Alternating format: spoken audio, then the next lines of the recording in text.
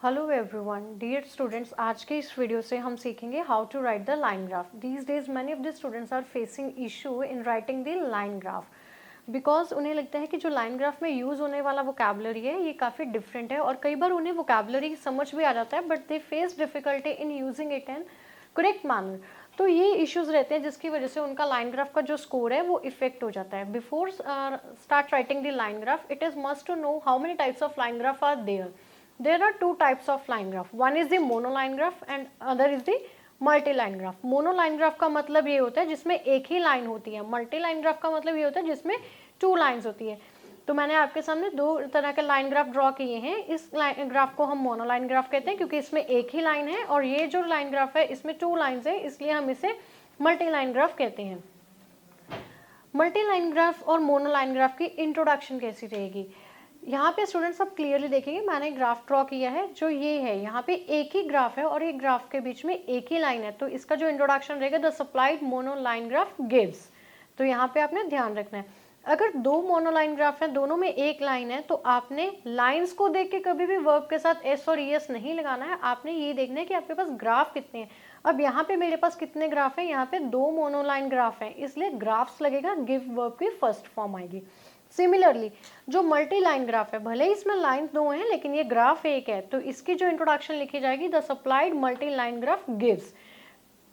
Then यहाँ पे दो मल्टी लाइन ग्राफ है, दोनों में मोर देन वन लाइन है, तो इसलिए यहाँ पे हम लिखेंगे the supplied multi line graphs give. बात करते हैं लाइन ग्राफ में यूज होने वाली वोकैबुलरी की. वोकैबुलरी पे आपका ग्रिप होना बहुत ज़्यादा ज़रूरी है क्योंकि एक लाइन ग्राफ ऐसा है जिसकी जो वोकैबुलरी है वो अदर ग्राफ्स के कंपैरेटिवली डिफर है. जैसे मैप की हमने प्रीवियस वीडियो में डिस्कस की थी, उसमें कुछ अलग वोकैब यूज़ होता है क्योंकि उसमें बिल्डिंग स्ट्रक्चर्स होते हैं. सिमिलरली पाई चार्ट, टेबल और बार ग्राफ में यूज़ होने वाली वोकैबुलरी भी हम प्रीवियस वीडियोस में डिस्कस कर चुके हैं. तो ये सिर्फ लाइन ग्राफ के लिए आपने यूज़ करनी है, इसको आपने किसी और ग्राफ में यूज़ नहीं करना है. If you will do so it may put negative impact on your score. Vocabulary for line graph. तो जो लाइन ग्राफ है इसमें different kind of verbs use होती हैं. डियर स्टूडेंट्स, हमने कभी भी ये नहीं कहना कि वर्ब की first form, second form, third form, ये सिर्फ हमने अपने कंफर्ट जोन के लिए बनाया है, लेकिन एक्चुअल में क्या है, प्रेजेंट होता है, पास्ट होता है, पास्ट पार्टिसिपल होता है. सिमिलरली हमने ये जो वर्ब्स हैं इनको बहुत करेक्टली यूज़ करना है क्योंकि इसी पे हमारा जो लाइन ग्राफ है उसका जो स्कोर है वो डिपेंड करेगा. फर्स्ट जैसे राइज, रोज, रिजन, ग्रो, ग्रू, grown, increase, increased, increased, incline, inclined, inclined, search, searched, searched.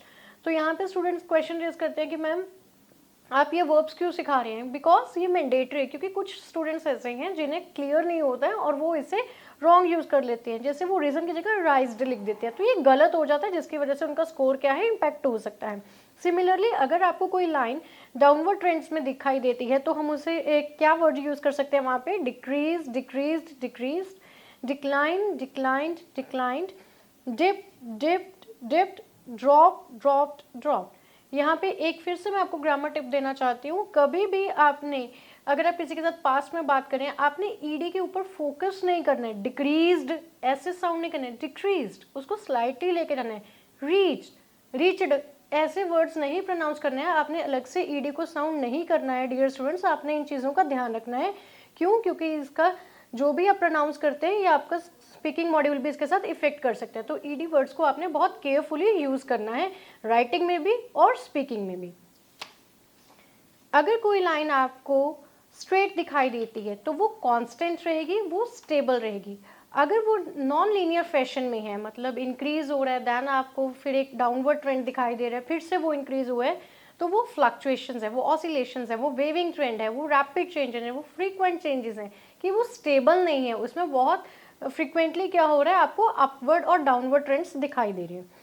इसके बाद हम कुछ वर्ड्स हैं जो हम यूज़ करेंगे, जैसे कि स्लाइड. स्लाइड होता है slowly, gradually, moderate, progressively, rapid, sharply, swiftly, dramatically, significantly. ये वर्ड्स भी आप यूज़ कर सकते हैं अपने लाइन ग्राफ को इलाबोरेट करने के लिए. सिर्फ वोकैब सीखना ही इनफ नहीं है लाइन ग्राफ की इलाबोरेशन के लिए. There are two ways to elaborate the line graph, जिसे हमने बहुत केयरफुली और करेक्ट वे में यूज़ करना है. Adjective and adverb. एडजेक्टिव क्या है? एडजेक्टिव को हम क्वालिफायर्स के नाम से भी जानते हैं. एडजेक्टिव जो होते हैं वो एक एक्शन की क्वालिटी बताते हैं. जैसे मैं बोलूँ Rita is a slow driver, तो रीटा क्या है, एक स्लो ड्राइवर है, ठीक है।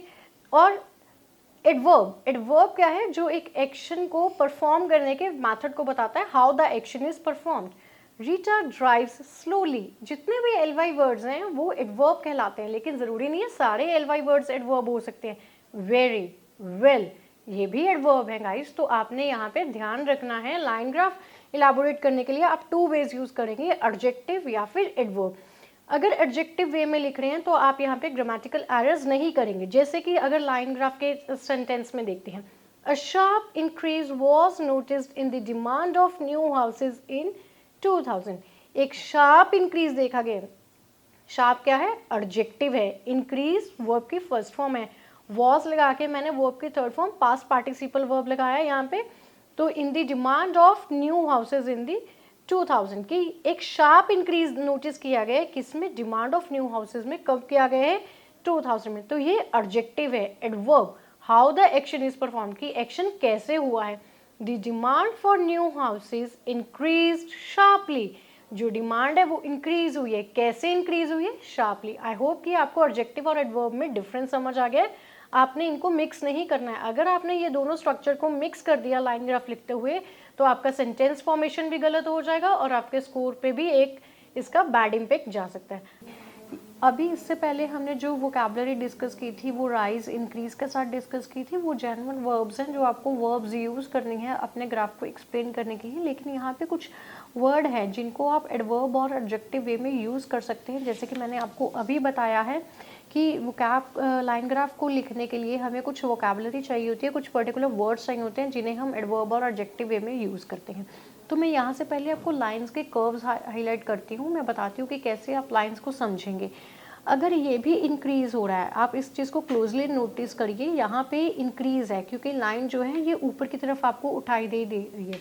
और ये जो ग्रेजुअल इंक्लाइन वाली लाइन है, अगर आप इसको भी देखते हैं तो ये भी आपको दिखाई देगी कि ये ऊपर की तरफ उठाई गई है ना। लेकिन यहाँ से अगर मैं अपनी पेंसिल मूव करती हूँ तो यहाँ से आपने मेरी स्पीड नोटिस की है कि ये इंक्रीज़ है। लेकिन अगर मैं यहाँ से देखती हूँ तो यहाँ पे कुछ ऐसे है जिसकी वजह से मेरा पेंसिल का जो मूवमेंट है वो स्लो हो गया है, क्योंकि ये बहुत धीमी गति से गई है, जबकि इसकी गति जो है ग्रेजुअल के कंपैरेटिवली थोड़ा सा यहाँ पे एक इंक्रीज सा देखा गया, थोड़ा सा स्पीड में फ़र्क देखा गया। तो ग्रेजुअल इंक्रीज है, ग्रेजुअल क्या है, स्लाइटली, ग्रेजुअल क्या है, स्लोली। प्लीज़ आप इसे नोट करिए, ग्रेजुअल क्या है, स्लोली है, और ग्रेजुअल क्या है, स्लाइट है। ये इंक्रीज है। इस इंक्रीज को हम कौन सा इंक्रीज कह सकते हैं, मॉडरेट, है ना, कि ना ज़्यादा तेज़ है ना ज़्यादा धीमी गति से, प्रोग्रेसिवली भी बोल सकते हैं इसे। देन अगर यहाँ पे बात करती हूँ तो आपको लाइन में फ़र्क दिखाई दे रहा है, कितना स्ट्रेट है एकदम से, rapid increase, sharp, swiftly, dramatically, significantly. तो यहाँ से ही आपने जज कर लिया कि जो इंक्रीज होने का पैटर्न है उसमें भी वेरिएशंस होती हैं। ग्रेजुअल जो बहुत धीमी गति से लाइन उठाई दे रही है, और मॉडरेट जो ना ज़्यादा तेज़ है ना ज़्यादा स्लो है, उसे हम मॉडरेट इंक्रीज बोलते हैं। और जो बहुत स्ट्रेट एकदम क्विक दिखता है हमें, उसे हम रैपिड बोलते हैं। सिमिलरली यहाँ पे लाइन क्या है, स्टेबल हो गया है, तो ये स्टेबल है, ये कांस्टेंट है। देन इसके बाद ये देखिए, यहाँ से आपको जो लाइन है ये नीचे की तरफ दिखाई दे रहा है, तो ये डिक्रीज है, ग्रेजुअल डिक्रीज। सिमिलरली जैसे हमने इंक्रीज के स्पीड्स को नोट किया था, उसके लाइंस के उठने के एक पैटर्न को क्लोजली ऑब्जर्व किया था, वैसे ही डिक्रीज में भी ग्रेजुअल डिक्रीज होता है, मॉडरेट डिक्रीज होता है और रैपिड डिक्रीज होता है। यहाँ पे आपने देखा है कुछ नॉन लीनियर पैटर्न दिखाई दे रहा है यहाँ पे रैपिड चेंजेस के टाइम पे, जिसे हम क्या बोलते हैं, फ्लक्चुएशंस बोल रहे हैं, जिसे हम क्या कह रहे हैं, वेविंग ट्रेंड बोल रहे हैं। तो इस तरह से आपने डियर स्टूडेंट्स वोकैबुलरी को ध्यान में रखना है। मैं आपको एक क्विक रिवीजन करवा देती हूँ। जो लाइन ग्राफ है दो तरह का है, मोनो लाइन और multi line graph. Line graph में इंक्रीज के लिए हम सर्ज, सोर, ग्रो, राइज, इंक्लाइन इस तरह के वर्ड यूज़ करेंगे। डिक्रीज के लिए dip, drop, plump, plunge, fall, decline ये वर्ड्स यूज़ कर सकते हैं। स्टेबल, कांस्टेंट ये वर्ड्स रहेंगे हमारे लिए। और ग्रेजुअल इंक्रीज जो बहुत धीमी गति से उठ रहा है। मॉडरेट इंक्रीज जिसकी स्पीड ना ज़्यादा स्लो है ना ज़्यादा फास्ट है, वो मॉडरेट है। जो बहुत तेज़ गति से हो रहा है वो रैपिड इंक्रीज है। और जो नॉन लीनियर फैशन है उसमें हमारे पास फ्लक्चुएशंस हैं, उसमें हमारे पास वेविंग ट्रेंड रहा है। और जो स्टेबल है वो कांस्टेंट रहेगा। स्लाइड के लिए हम कौन से वर्ड यूज़ कर सकते हैं? स्लोली, ग्रेजुअली, जबकि मॉडरेट के लिए प्रोग्रेसिवली, रैपिड के लिए शार्पली, ड्रामेटिकली, सिग्निफिकेंटली, इस तरह के वर्ड्स हम यूज़ कर सकते हैं। तो आइए इन्हीं सब वोकैबुलरी, इन्हीं सब स्ट्रैटेजीज को यूज़ करते हुए हम एक लाइन ग्राफ लिखते हैं। यस स्टूडेंट्स, चलिए एक लाइन ग्राफ लिख के देखते हैं। The graph below shows the amounts of waste produced by 3 companies over a period of 15 years. जो ग्राफ दिखाई दे रहा है बिलो, ये आपको किसके बारे में बता रहा है कि कितनी अमाउंट ऑफ वेस्ट जो है प्रोड्यूस की गई है, किन के द्वारा प्रोड्यूस की गई है? 3 कंपनी के द्वारा की गई है, company A, company B and company C. Years कौन से हैं हमारे पास? 2000, 2005, 2010 and 2015। So we can say कि हमारे पास 15 ईयर्स है। जो डेटा गिवन है किसके टर्म्स में गिवन है? इन टर्म्स ऑफ नंबर्स, क्योंकि यहाँ पे टन्स के बारे में बात हो रही है। और जो फर्स्ट लाइन है that is for the company A, और जो मिडल वन है वो बी कंपनी के लिए है, और जो सबसे नीचे दिया गया है ये सी कंपनी के लिए दिया गया है। इसमें जो लाइन ग्राफ की इंट्रोडक्शन रहेगी वो सिमिलर वे में रहेगी जैसे कि हमने पाई चार्ट और बार ग्राफ की डिस्कस की थी, कि हम नेम ऑफ ग्राफ हाईलाइट करेंगे, देन वर्ब करेंगे, terms, about, place and time discuss करेंगे। तो सिमिलर स्ट्रेटेजी मैंने यहाँ पे भी यूज़ की है। अगर आपको याद हो कि हमने ये सारी स्ट्रेटेजीज ऑलरेडी डिस्कस कर रखी हैं ग्राफ में, तो इसमें भी हम यही यूज़ करें। The supplied multi line graph gives, graph एक है बल उसमें लाइन्स कितनी है? 3 लाइन्स है हमारे पास। तो नेम ऑफ ग्राफ हो गया the supplied multi line graph gives. तो मल्टी लाइन ग्राफ क्या रहेगा? गिव्स, क्योंकि ग्राफ एक है, वर्ब के फर्स्ट फॉर्म के साथ एस लगा है। किसके टर्म्स में इंफॉर्मेशन दे रहा है? इन टर्म्स ऑफ नंबर दे रहा है। किसके बारे में दे रहा है? Waste which was produced by, waste जो किसके द्वारा प्रोड्यूस किया है? पैसिव स्ट्रक्चर बनाया पास का, 3 कंपनीज के द्वारा प्रोड्यूस किया गया है। कब किया गया है? इन 15 ईयर्स, 15 साल में किया गया है। तो यहाँ पे the supplied multi line graph, name of graph gives, verb के फर्स्ट फॉर्म के साथ एस हो गया है। टर्म्स, किसके टर्म्स में डेटा गिवन है? नंबर्स के टर्म। अबाउट, पैराफ्रेजिंग हो गई है। प्लेस क्या है? 3 कंपनीज हैं। टाइम क्या है? 15 ईयर्स है। तो ये स्मार्ट वे में हमने बिना टाइम वेस्ट किए इफेक्टिवली अपना एरर फ्री एक इंट्रोडक्शन लिख लिया है। Then body paragraph 1, body paragraph 1 में it can be clearly seen that in 2000, पहले मैंने ईयर हाईलाइट कर दिया है। 2000 में क्या हो रहा है? ए कंपनी कितना प्रोड्यूस करी है? ये तो बहुत क्लियर ही दिखाई दे रहा है कि जो ए कंपनी है वो क्या प्रोड्यूस कर रही है? 12 टन्स ऑफ वेस्ट प्रोड्यूस कर रही है। तो सिर्फ एक ही ईयर हाईलाइट किया है और ए कंपनी का इतना हो गया। However waste production of this company, जो इस कंपनी की वेस्ट प्रोडक्शन है वो डिक्लाइंड हुई है कंटिन्यूसली। कब? From 2005 to 2015। डियर स्टूडेंट्स, अगर मैं यहाँ पे बात करती हूँ तो ये भी डिक्लाइन है और ये भी डिक्लाइन है। अब कहोगे कि मैम यहाँ पे वेरिएशंस हैं, यहाँ पे मॉडरेट लिख सकते थे, यहाँ पे हम ग्रेजुअल करके हाईलाइट कर सकते थे। ये चीज़ें हमने जो मॉडरेट, ग्रेजुअल या कुछ ऐसा है, ये मैंने इसलिए हाईलाइट नहीं की है क्योंकि मुझे यहाँ पे कुछ भी अनदर ओपोजिट ट्रेंड देखने को नहीं मिला है।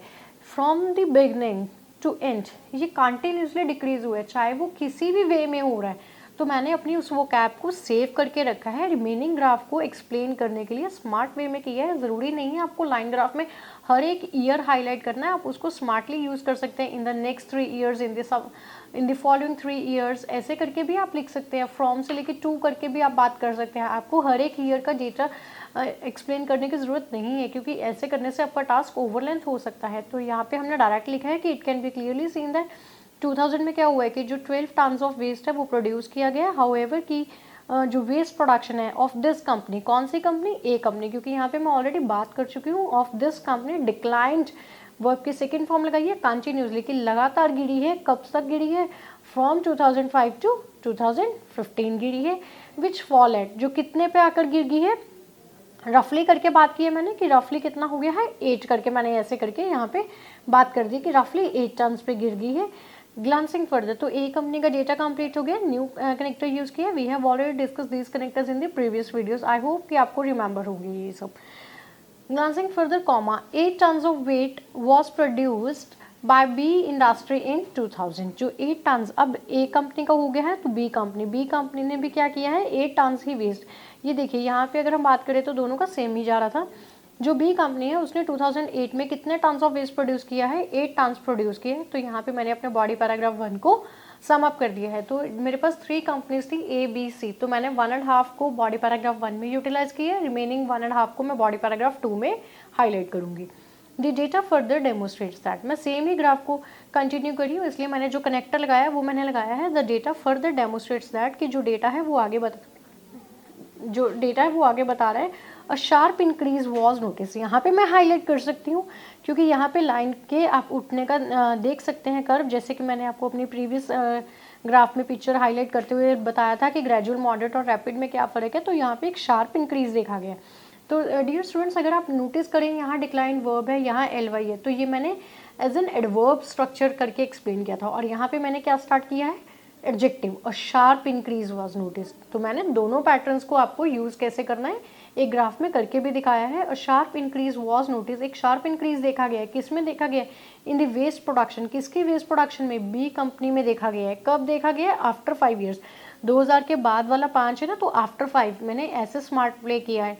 पहले स्मार्ट प्ले में फ्रॉम 2005 टू 2015 कर दिया था, अब यहाँ पे आफ्टर 5 ईयर्स कर दिया, रादर देन 2005 डायरेक्टली लिखने की बजाय मैंने after 5 years which was recorded at, जो 5 साल बाद कितने पे रिकॉर्ड किया गया है, 10 टन्स पे। इट मीन्स मैं यहाँ की बात कर रही हूँ कि ये 10 टन्स हो गया है।